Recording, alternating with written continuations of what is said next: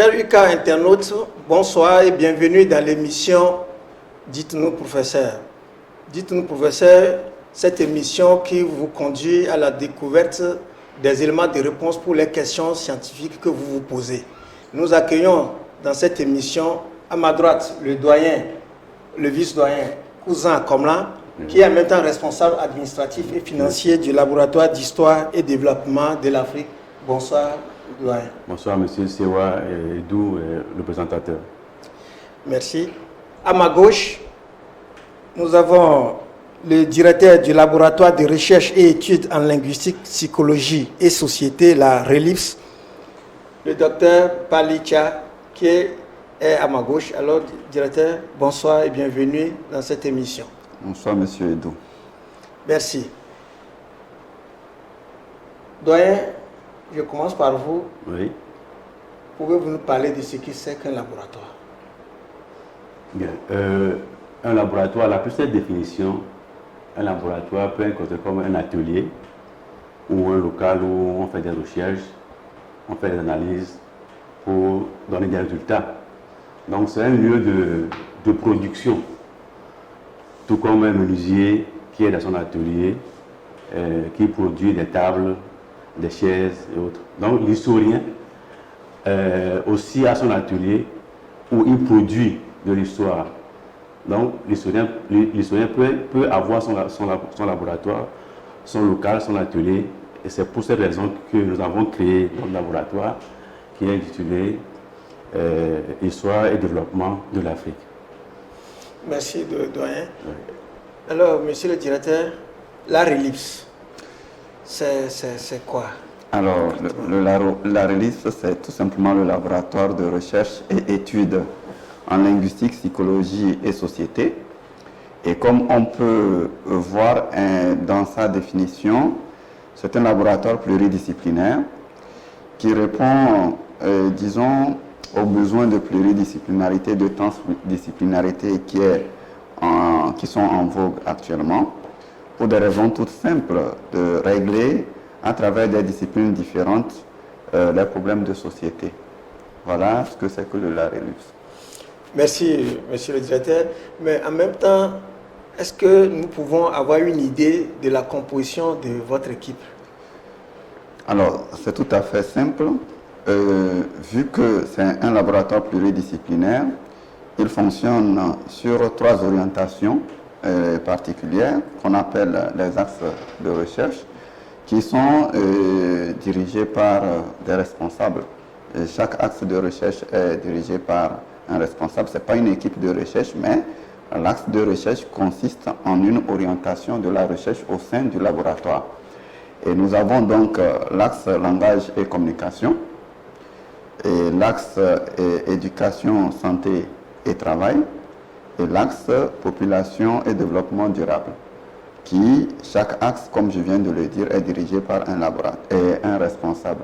Et je peux le dire comme ça, au-delà, il y a une équipe fonctionnelle qui est constituée des personnes qui s'occupent des questions financières, des questions administratives, des questions organisationnelles, etc. En dehors du directeur, son adjoint, etc. Voilà. Oui, je vais rester encore avec vous. Est-ce que vous avez des membres extérieurs, c'est-à-dire des membres, on les appelle des membres associés, je sais que oui, qui sont d'autres universités? Oui, le laboratoire de recherche et études en linguistique, psychologie et société est un laboratoire qui se veut une porte ouverte sur les questions scientifiques, les questions de société, mais sur aussi le monde de la recherche, le monde universitaire d'ici et d'ailleurs. Ce qui veut que nous ayons quand même des partenaires, mais aussi que nous ayons des membres associés. Nous en avons qui sont de l'université de Lomé, de l'ENS d'Atapamé pour ce qui est du Togo. Nous en avons du monde du travail aussi qui relève du ministère du Plan, puisque nous travaillons avec un statisticien qui est du ministère du Plan. Mais nous en avons aussi à l'université de Niamey, à l'université de Ouaga et en France également. Voilà. Nous avons compris, le laboratoire, la RELIPS, c'est un laboratoire pluridisciplinaire, plurinationalité et plurispécialité nécessairement. On peut le dire comme ça. On peut le dire comme ça. Merci, directeur. Merci. Cher doyen, ISDAF, histoire et développement de l'Afrique. Oui. Est-ce que nous pouvons mieux découvrir ce labo? Oui, ce laboratoire a été mis en place à la suite de l'arrêté qui a été signé par le président M. Kara en février 2017. Et là, suite de cela, il y a eu une assemblée générale qui a été organisée et la structure a été mise en place. Et à la tête de ce laboratoire, nous avons le directeur. L'actuel directeur, c'est le professeur Nam Bamoy. Nous avons un responsable administratif et technique, que je suis.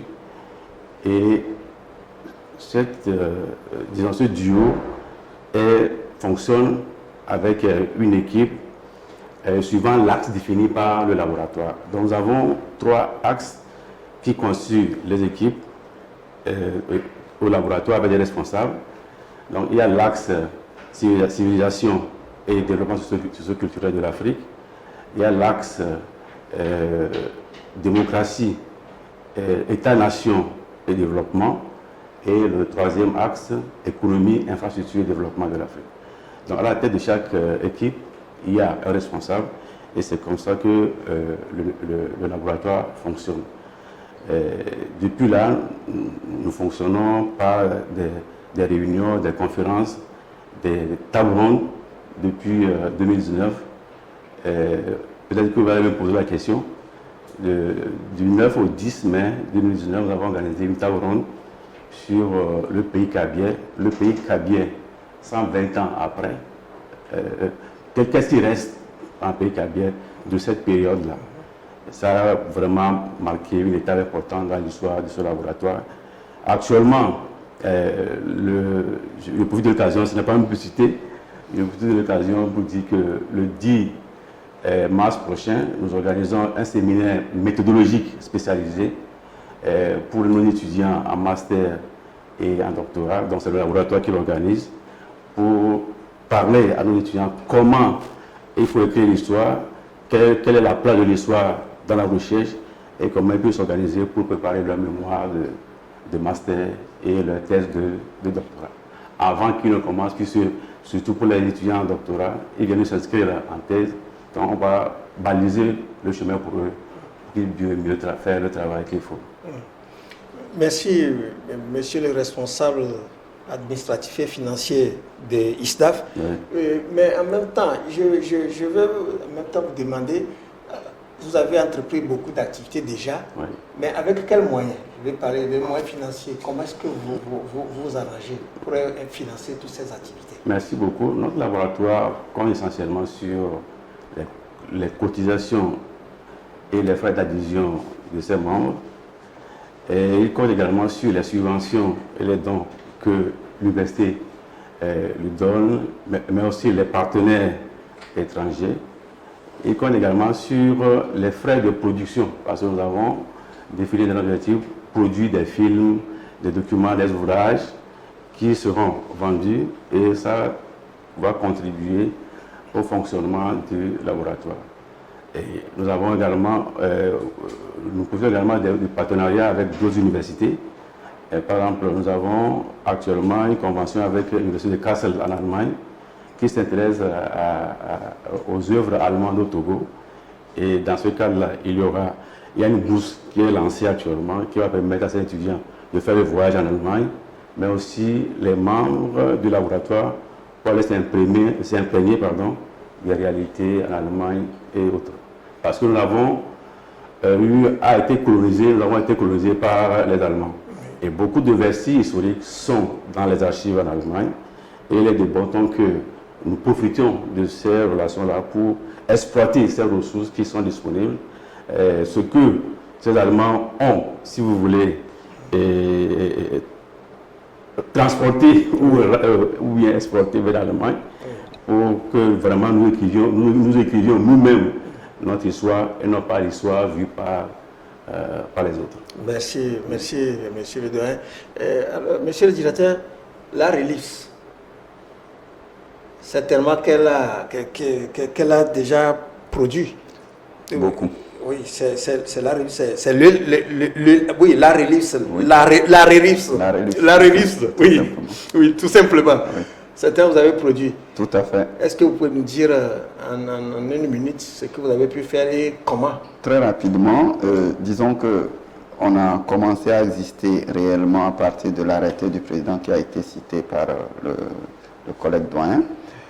Et depuis 2018-2019, nous avons organisé, après le lancement, nous avons organisé donc une table ronde le 5 novembre dernier sur pluridisciplinarité et recherche, le LARELIPS en ancrage. Et actuellement, ce qui est prévu, c'est un atelier méthodologique pour aider les étudiants, les chercheurs débutants et puis les doctorants dans la perspective de la rédaction de leurs travaux de recherche ou de la recherche tout simplement. Mais en termes de recherche, nous faisons de la recherche pure, mais nous faisons de la recherche-action aussi. D'où le terme étude. Et nous en avons fait. Nous sommes en partenariat actuellement sur un projet avec l'Union européenne, dans le cadre du projet PARCC, protection de l'environnement, dans le cadre de changement climatique et tout ça.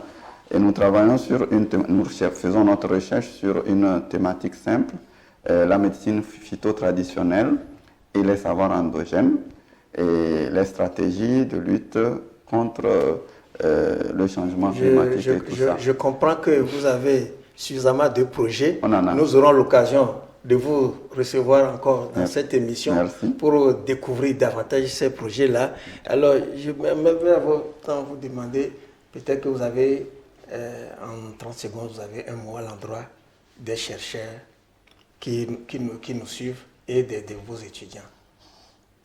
Non, tout ce qu'on peut dire sous forme d'invitation aux chercheurs et aux étudiants, c'est de continuer par s'intéresser à la recherche parce que on ne peut pas faire un développement sans la recherche. Je prends par exemple le cas du programme PND, Programme national pour le développement. Moi, en tant qu'historien, je me dis que c'est sur l'ancienne école qu'on tisse la rebelle. Donc, je vais m'intéresser à ce qui s'est passé avant, sous forme de programme. Qu'est-ce qui a été fait, quel bilan on peut faire avant qu'on arrive au nouveau programme. Donc, sans cela, on aura du mal à mieux définir le nouveau programme pour le développement. Ouais. Donc, ce n'est pas la recherche que nous pouvons faire le développement, et c'est ce que les Blancs ont compris. Hein, et par la recherche, on a la puissance. La plupart des inventions qui sont aujourd'hui disponibles ont contribué en Europe à donner la puissance aux pays que nous appelons aujourd'hui la puissance. Il y a les États-Unis, la Chine et autres. Ce n'est pas la recherche. C'est la puissance que nous connaissons. Ce n'est pas la recherche et les puissances laboratoires. émergentes comme Voilà. les anciennes puissances. Oui. Monsieur le directeur, un mot en 10 secondes. Tout simplement encourager tous ceux qui s'intéressent à la question de la recherche de poursuivre, de continuer à rêver, mais encore d'aller très loin. Parce que la recherche, c'est comme un feu qu'on allume, il doit consumer. Tout le bois qu'il consomme est important, le feu lui-même est important, la cendre que ça produit est importante. Donc tout est important dans la recherche, d'où il faut continuer. Nous avons compris. Voilà. Merci, monsieur le doyen, d'avoir honoré notre invitation. Monsieur le directeur, merci. Merci. Chers internautes, merci également de nous avoir suivis. Nous avons compris l'Université de Kara, au travers de ces laboratoires que nous venons de découvrir, s'investit suffisamment dans le social. Cette université, où que vous trouviez, accompagnez-la afin que nous puissions davantage aller de l'avant et mieux nous épanouir ensemble. L'université, pour son environnement et dans son environnement. Merci, cher doyen.